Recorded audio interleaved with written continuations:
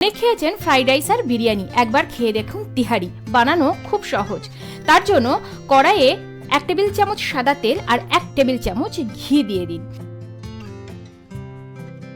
ঘিটা গলে গেলেই তার মধ্যে লবঙ্গ, বড় এলাচ, জায়ফল, জয়িত্রী, দারুচিনি, গোলমরিচ, ছোট এলাচ, স্টার এটা ফোড়ন দিয়ে দিন। সুন্দর গন্ধ বেরোলেই এবারে এর মধ্যে দিয়ে দিন একটা কেটে রাখা পেঁয়াজ আর সামান্য নুন দিয়ে একটু গোলাপি হওয়া পর্যন্ত ভাজুন।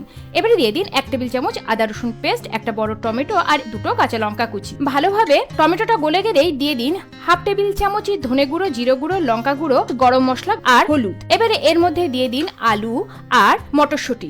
ভালোভাবে কষানোর জন্য একটু জল দিয়ে কষতে পারেন। আমি এখানে দিলাম আধ ঘন্টা ভিজিয়ে রাখা বাসমতি চাল। এবারে একদম কম আগুনে চালটা সাবধানে নাড়াচাড়া করে নিন।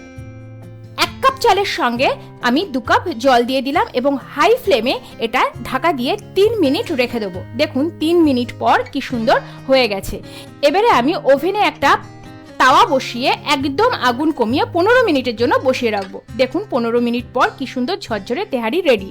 ধনে পাতা ছড়িয়ে আরও 5 মিনিটের জন্য ঢেকে রাখবো।